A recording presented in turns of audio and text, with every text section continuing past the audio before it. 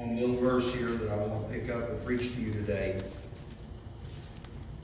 I'm glad you're here, each one of you. Glad for the visitors this morning. Thankful for Sister Lauren's help with outreach yesterday and all the work in that. Appreciate that very much. And glad she's here. Glad Rhonda's here. Glad you're here. Thank you, Jesus. Praise God. Several months ago, I felt the Lord gave me this, and it's very unusual that God gives me something that doesn't happen pretty quickly. Normally, the Lord gives me a message. I don't keep it long. Maybe a few weeks, and that's a stretch most of the time. And there is a lot of times. There's probably more times that me and you are finding out what I'm going to say at the same time than there is that I've got it premeditated. I preach a lot of times, most times, I might have a verse the Lord's given me or some thought in a certain direction, and I just start preaching and see how the Lord leads me. Then there's other times the Lord gives me something ahead of time, but it's unusual. I carry something this long. I was seeking the Lord this morning, and I felt like the time was now for this message today. So I hope I can deliver it in a way that helps you. May preach a little different today, and there are quite a bit of things I want to get through here, some information I want to get to you. And the message is just this one verse, and the message won't take long, but I do want to work my way through the foundation of it, if you'll help me with that. Chapter 20, verse number 18, 1 Samuel. Then Jonathan said unto David, Tomorrow is the new moon, and thou shalt be missed, because thy seat will be empty. Tomorrow is the new moon, and you're going to be missed, because your seat is going to be empty. The National Missing and Unidentified Person System is a national information clearinghouse and resource center for the missing, unidentified, and unclaimed persons across the United States. According to their database, there are 600,000 people every year in America alone that go missing, turn up missing. Alongside that statistic, there are 4,400 unidentified bodies that are discovered every year. And so only 0.7% of people who go missing are ever found. And fewer than that are ever able to be identified. Most of the others are never found, or if they are found, are never identified. So of 600,000, 500,000 people a year in America alone go missing. They're gone. Poof. Without a trace. There's numbers of crime dramas that are on television, numbers of movies that have been made concerning missing people. There's things concerning the first 48 hours of time that a person is abducted. The earliest Hollywood production that I could find in my studies that was created about this subject was somewhere around 1933. That's been a long time ago. 90 years ago. 90 years ago. Before anybody in this building was ever born. Before a single one of you had ever discovered America. They had already made a movie about missing people. Unidentified people. Maybe that doesn't say anything to you. This is not a new phenomenon. The child trafficking that we hear a lot about in news and in social media, we see a lot about it, we hear a lot about it. Certain interstate corridors that are said to be more prone to that kind of stuff than others. Arkansas, if you're worried, if you're all of a sudden afraid that you're going to go missing without a trace, Arkansas is number 24 in the United States of America for missing people. California is number 1 And so Arkansas is quite a ways down the line on missing people. And our little state here, the natural state, had a better rate of recovery on missing people than most of the states in America did.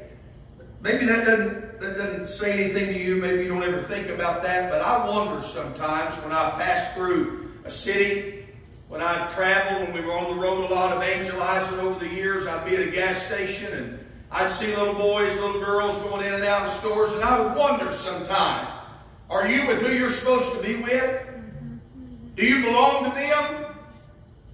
You ever hear anybody ask? I remember people asking me, I was a little boy, that, son, do you belong to them? Point at mom and dad, and then I remember, I think I do. They're the only people I've ever remember knowing. Mama would tell me sometimes that her and Aunt Sharon was walking in the pasture and they found me under a rock. Brought me home. I don't know. I remember Jack Anson was a tongue-tied man that lived in our community, and Jack Anson told me I wasn't Bill Banks' grandkid because I didn't have curly hair, and all the others had curly hair. Well, that gave me a complex when I was a little boy, and I think about that. I got where I hated to see old Jack around anywhere because he'd pick on me about having curly hair, kinky hair, he called it. And I wonder, do I belong to you? You ever think about that? You ever look at somebody and wonder, are you who I think you are? Are you a missing person? You ever know anybody that's missing? Help him, God.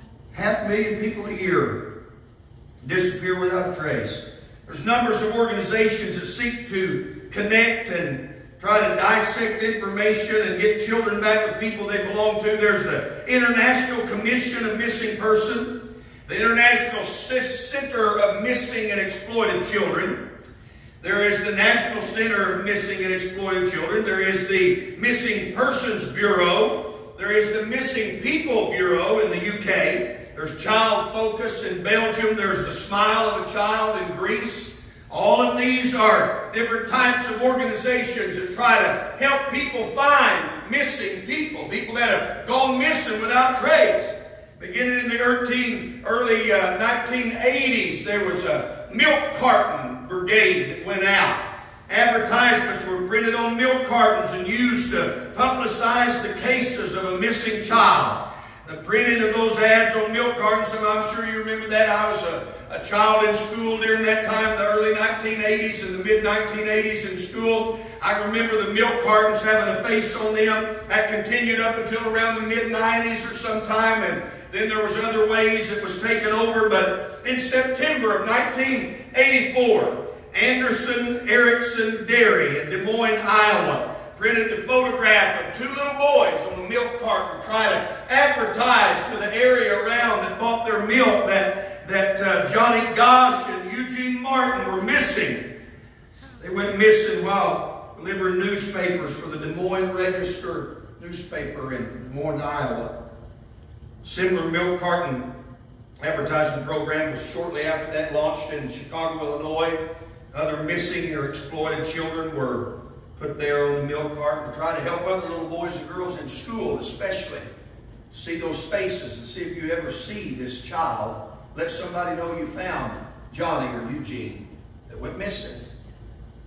December of 84 through January of 85, a non-profit National Child Safety Council began a nationwide program called the Missing Children Milk Carton Program of the United States. By March of 1985, 700 of 1,600 dairies in the United States had adopted the practice of publishing photos of missing children on each of their milk cartons. Ethan Patz was the first missing child and most famous of them to be sought with the milk carton strategy. In 1979, a 6-year-old little boy named Ethan Patz went missing on his way to a school bus in Lower Manhattan. There was no system in the United States to track a missing child. So in 1985, little Ethan's photo was printed on milk cartons so consumers in the retail markets in the area could be reminded that somebody's little boy is missing. They want to find him. Ethan was born October 9, 1972, and he disappeared on May the 25th of 1979. on the way to that school bus stop in the Soho neighborhood of Lower Manhattan. His disappearance was what propelled and launched a lot of the missing children movement, which included new legislation in American government, new methods of tracking down missing children. Several years after he disappeared, Pats was one of the first children to be profiled by a photo on a milk carton. In 1983, President Ronald Reagan designated May 25th, the anniversary of Ethan's disappearance, to be known forever as the National Missing Children's Day throughout the United States, all to commemorate the anniversary date that a parent's heart was shattered forever when their little child went missing. Their 6-year-old little boy left for school with $1 to buy a Coke to eat with his lunch that day, and little Ethan never came back home again. In May of 2012, some 33 years after little Ethan disappeared, a Hispanic man in New York confessed to murdering him. He appeared at a police station for another charge that was pending against him. And in the midst of that, he mentioned Ethan Pats. And he said, "I'm sorry that I shook the little boy. I'm sorry that I shook him." And they began to ask who you're talking about. He told them who it was. And they wanted to recover his body to give the parents some type of closure. He had already been declared dead years before that. 33 years that he'd been missing. He was only 6 years old when he went away. Almost 40 years had passed since his parents had enjoyed the joy of telling the neighbors and the friends around that we're the new parents of a beautiful little blonde-haired baby boy named Ethan. And almost 40 years later, a man stumbles into a police precinct and says, "I choked him and I threw his body in the trash truck." His bones was never recovered. His parents, no closure. How long have people been interested in missing persons? Will you stay with me a little bit this morning? You all right? All doing all right? Help him, Jesus. How long has it been going on? The oldest active case in America for a man who disappeared under mysterious circumstances on his way one October evening to visit his daughter in Portland, Oregon, Marvin Alvin Clark. He disappeared October the 30th, 1926. Marvin's never been found. Nobody knows where he's at. A lake, a river, a pond, some landfill. Was he dismembered and thrown across several states? Was he dumped in the ocean and fed to sharks? Nobody knows. All anybody knows is that Marvin Alvin Clark's daughter never had her daddy arrive on the doorstep that beautiful October evening. He went missing. One famous case that stands out in my mind about missing people was little Jacob Wetterling. He was very close to my age. He was born February 17, 1978. On a beautiful October the 22nd afternoon, coming home from his school bus. 1989, 11-year-old Jacob Wetterling was abducted, stolen, kidnapped. All they know is he never came home from the school bus stop. The reason it stood out so much in my mind was he was about my age. The Reader's Digest published an article about him. Around that time, a year or two later, I was just still a boy. I remember reading that, looking at those pictures. I remember reading that his dad wrote and said, "Jacob, your room is just like you left it that day. We hadn't changed anything. We live in the same house, on the same block. We refuse to remodel or change any of the landscape. In case you might someday try to find your way home, we want to make sure you still recognize what home looks like." He said the porch light has never been turned off since that evening you went missing, son. Only time there's not been a porch light is while Mom or I were changing the bulb. Put in a new one because the old one burned out. We still have the same dog, or at least he looks the same. Your German Shepherd died some years ago, and we bought another one that looked just like him. So we always wanted to make it sure that if Jacob ever came down this street, that home would still look the same to him. I hope y'all stay with me this morning. I got a little while ago. That little boy was abducted. 4 months after his abduction, his parents, Jerry and Patty Wetterling, formed the Jacob Wetterling Foundation, an advocacy group for children's safety. 1994, just about 5 years after his disappearance, the federal Jacob Wetterling Act was passed. And it was named after him, the first law to ever institute a state sex offender registry. The law's been amended, and most famously it's become known as Megan's Law in 1996, and the Adam Walsh Child Program and Safety Act in 2006.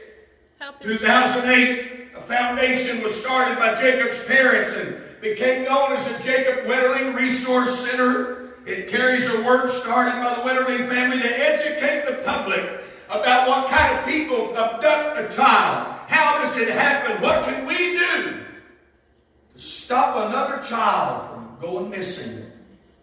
The Bridge of Hope crossing the Mississippi River near St. Cloud is named in Jacob's honor. I remember reading that, and that article in the Reader's Digest said this. I never forgot it. I can see it on the page if I shut my eyes. A little boy, I remember, my bedroom door didn't have a lock on it. I remember reading that Reader's Digest and going to our hall bathroom and locking the door and sitting in the floor with a vanity. Read that story because I didn't want anybody to come in and see me crying. I remember Brother Chuck as a boy praying for Jacob. I remember being out and about as a child, and I would wonder, is Jacob in this town? Somebody take him, and is he here? Where's Jacob at? His dad wrote this in that article. He said, "Son, wherever you may be, and whatever those who took you have forced you to become, always remember, Mom and I still love you, and we want you to come back home." Over the course of time, I've used Jacob as a sermon illustration many times.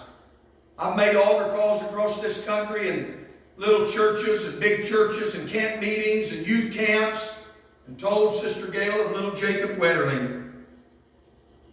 A news article was sent to me, different ones that hurt me. I was in a camp meeting one night, and a man came and asked me, "Will you tell that story for my altar call tonight about that little boy?"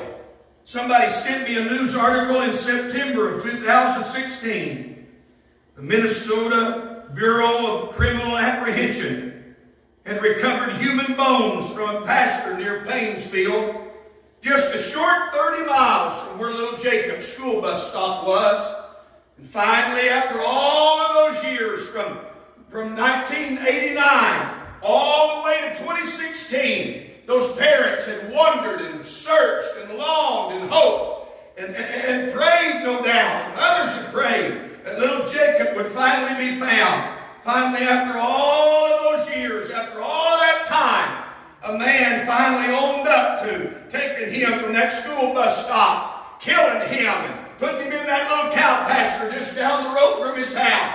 I remember reading the article, Brother Junior, and the dad said, "It's hard to believe that all these years have passed, son, and you were asleep forever in a field just 30 miles from the bedroom where I cried so many tears." Amen. The Bible said in the text that I read you then, Jonathan said to David, "Tomorrow's going to be a new moon, and you're going to be missed because your seat is going to be empty." I tell you this morning, there's a burden weighing heavy on my heart as I look around the building at empty pews, and then the pastor cries alone in the midnight. The pastor weeps and walks the floor, and I say, "Where are they? Why is that seat empty there? We've got a missing person on our hands."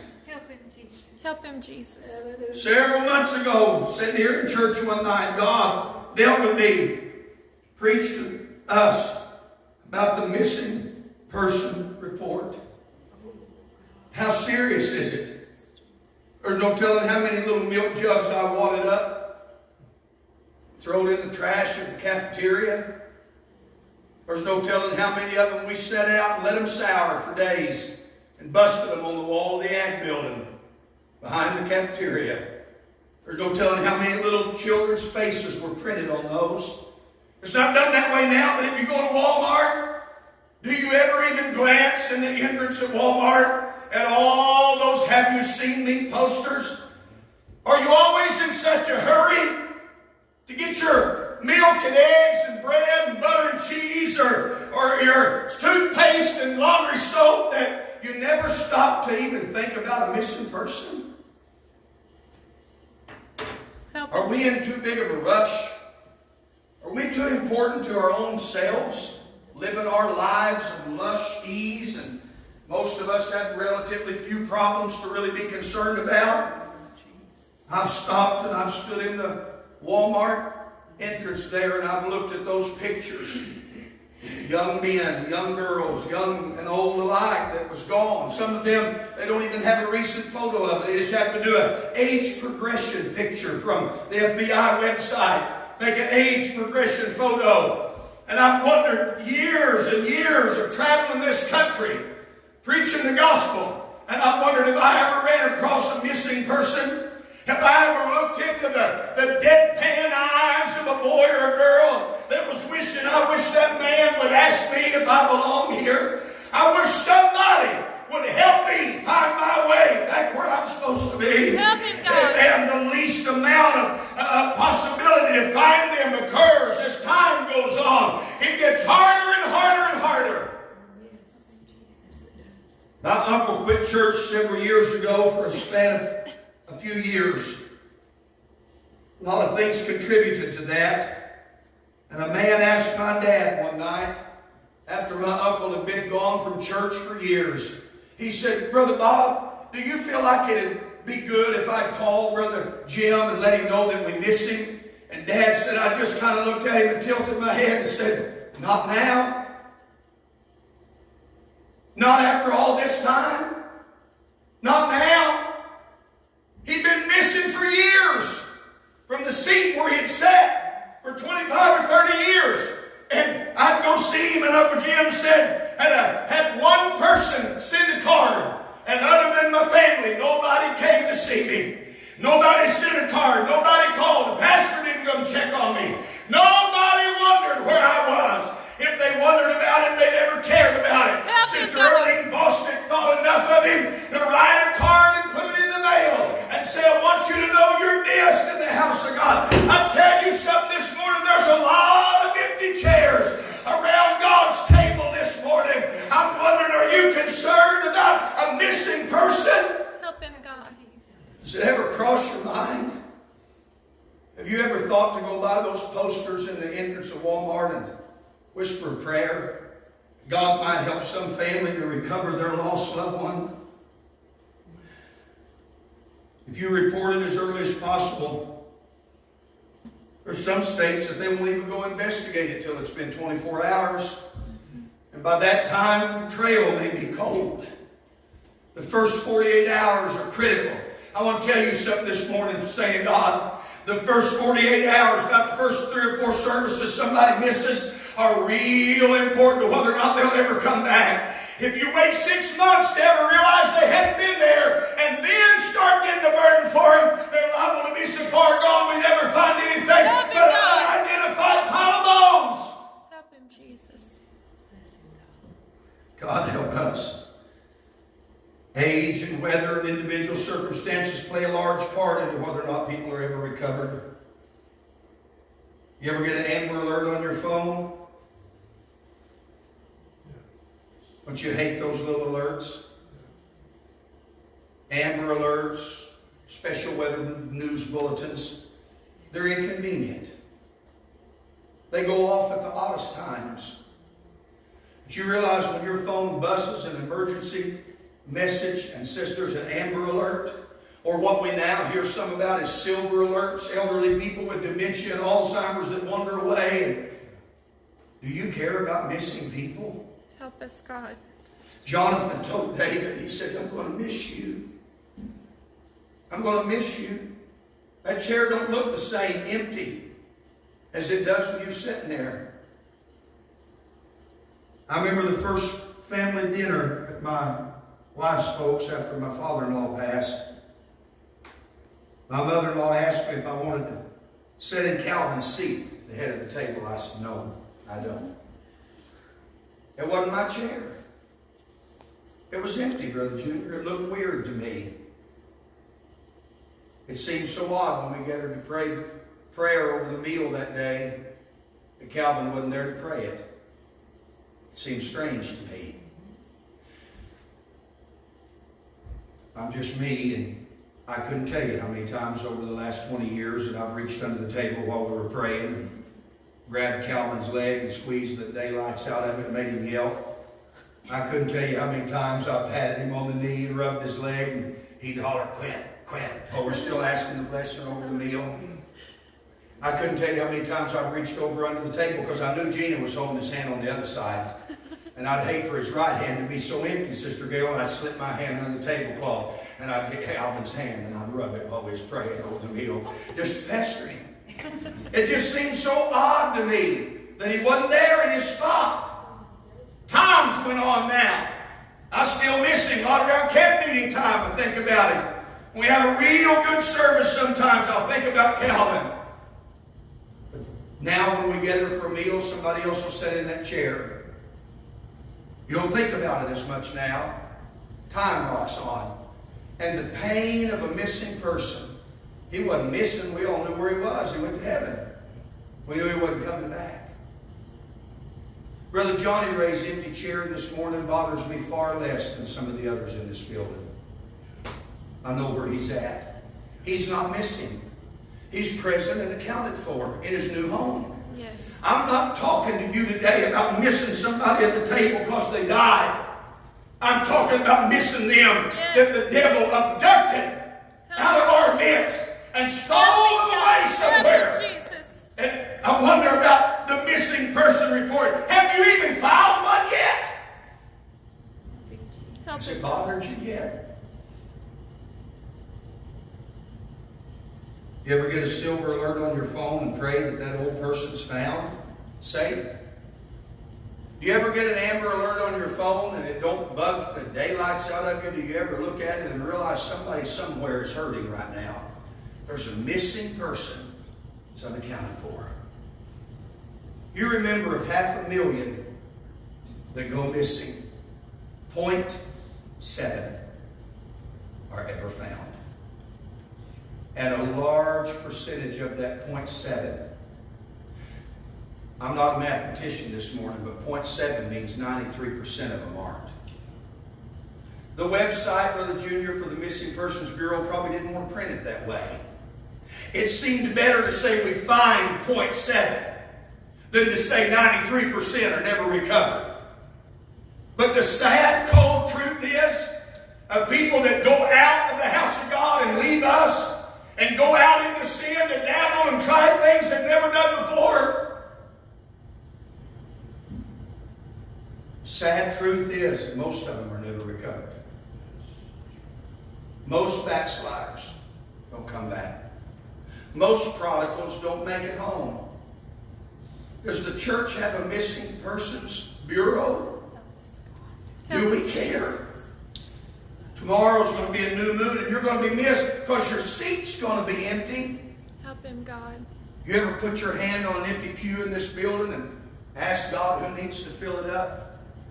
These cards here, this, all these cards, all these letters, all these prayer requests that adorn the top of our altar. You know what this is? It's part of our missing persons bureau. There's names of people. Yes, I know some of them are sick. I understand that. But the most of the names in this box, all those rattles, most of them represent an empty pew. The pages in this little ledger that's greasy with oil from years of people anointing it and praying over it, that's our little Umpire Free Holiness Church Missing Persons Bureau and Bureau of Unidentified People. I felt so burdened this morning as I prayed, and the old song come to my mind that Dottie Rambo, I reckon, wrote, said, I've been standing, looking down a narrow road. I'm trying to find my way back home. I have wandered so far from God in sin, but that same road will lead me home again. Are you worried about anybody this morning that's trying to find their way home to the church house? I don't know how many this morning that I sent a message to, tried to make contact with, that are missing from here. And I told them, I said, just about time to start thinking about home. I like to take a vacation now and then. Jennifer and I have been talking. We've been wanting to go back up to Yellowstone. Ain't much to do. Just look around and admire what God put there. One of the most beautiful places I've ever seen on the face of this earth. Undescribable beauty. And I get going on a trip like that. It don't take me very long when I start missing home. I told you a few weeks ago the prodigal son started missing home a long time before the stink of the pig pen ever bothered him. The prodigal son remembered and thought about home a long time before he would have fain filled his belly with the husk the swine did eat. I just wanted to come today and preach this little message. I know it's very different than the way I usually preach to us. But I felt like preaching to us this morning about a missing persons report. Have you filed one yet on those that's missing, that you know that's missing? Are you missing anybody? Can you be honest today and say like Jonathan did, you're missed because your seat's empty? Yes.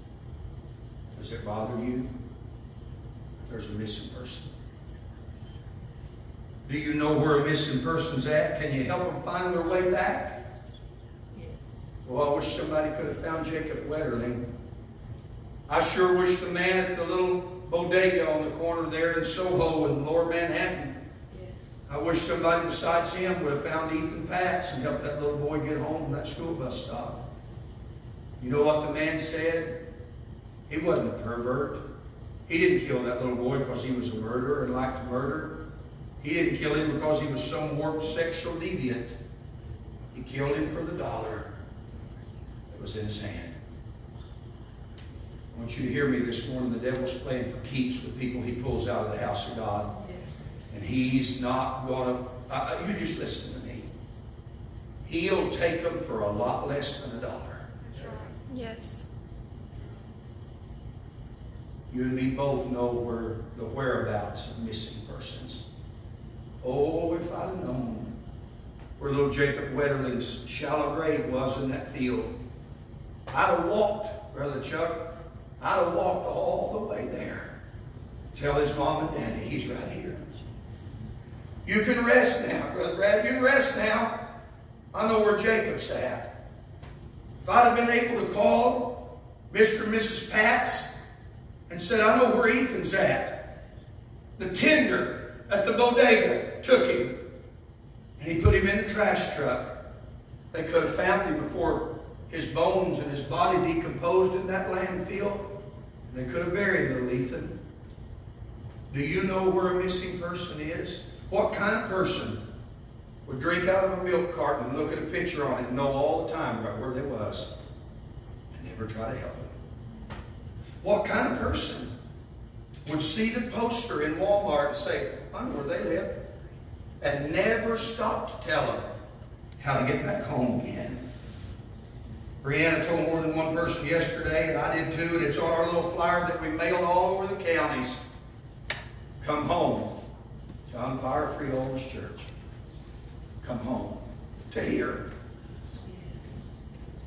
I sent a text to somebody this morning. I was praying for an individual, and when I called their name, all of a sudden, I just heard the phrase of a song said, it's just about home time.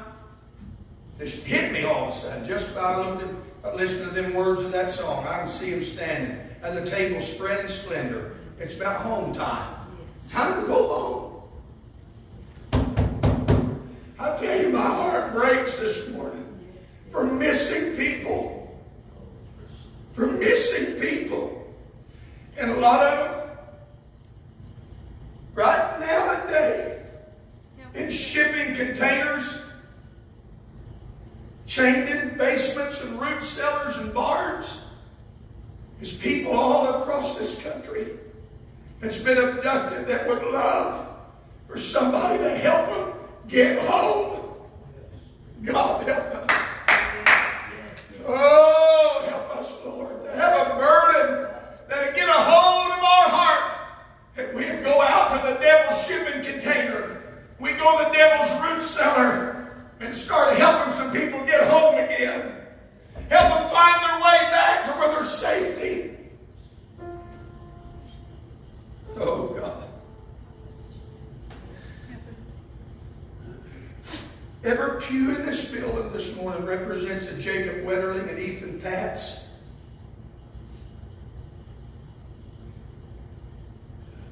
Every pew represents, every empty spot represents a missing person. What are we going to do about it? The least you can do is fall on your face and file a report with heaven that they're missing, Lord. I promise you, you may not know where they're at, and you may not have the address, and you may not know where the abduction site is, but God does. And the Bible said, I'm closing with this. Girls, y'all about ready, ain't you? I'm going to close with this right here. Amos said it like this: as the shepherd taketh out of the mouth of the lion 2 legs, piece of an ear. I promise you something from the bottom of my heart this morning.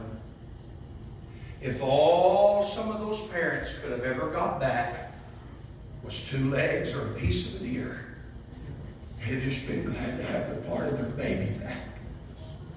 But your brother Justin, what are we going to do with the leg? What are we going to do with the ear? I can't do anything with it. But the shepherd, see, that I know, he could put those pieces back together again. That's right. Gee. I know it's simple, and I've had some around laugh at me about putting Humpty Dumpty on our church flyer. But it was the best example I could think of. There's a whole lot of people right here around us that have fell off the wall and they're broke. Things messed up in their life that they never wanted to be messed up. And they feel like Humpty Dumpty. King said, I can't put you back together again. I've told you about it. I've told about it all across this country.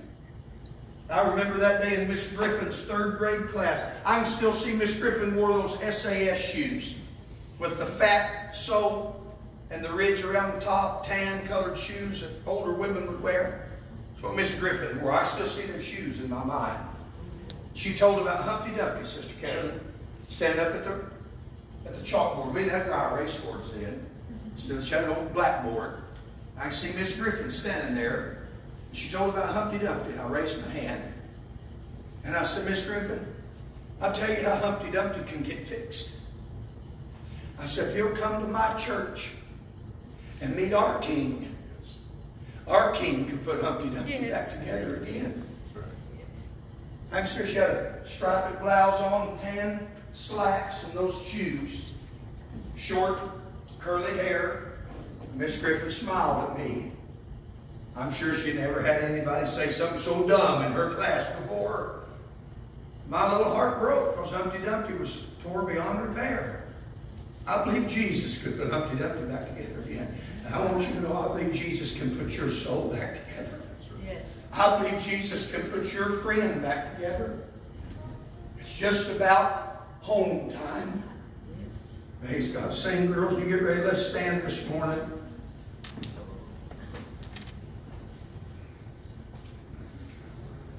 Millions of dollars a year are spent trying to find missing people. There's a family, some friends of ours, Brother Ricky and Sister Kelly Van Alman in West Plains, Missouri. She has a brother named Ira. Young man went missing. They found his truck. They found some of his stuff. They never have found Ira. And I see sometimes Sister Kelly post things online about how it hurts. I don't know where he's at. I see sometimes she'll make a post and she'll say, Ira, if you're out there somewhere and you see this, I love you. Sure wish you'd come back home. Ira may never see it. Little Jacob Weatherling, he never did see that light. He never saw the German Shepherd. He never saw the street again. I don't know where the devil's got him, Brother Chuck, but I'm standing here this morning saying, I just want you to know, you can come back home. You can come back. I'm wanting them to know we still love them. I'm wanting them to know we're looking for them. I wish some way I could let my voice go out over the world and say, hey, you can hear this. We're still looking for you. Still searching for you. My children was little. If I turned around the store and they were missing, if it wasn't but just a second, oh, the anguish. Where they at? Let's come pray this morning. This altar's open. Every one of you, you hear me? Every one of you are welcome here. You're welcome at this altar. If you're sitting in this building, you're broken, you're hurt, your heart's busted in a million pieces. And maybe you don't even know where the pieces are. You're sure welcome to come pray. We love you.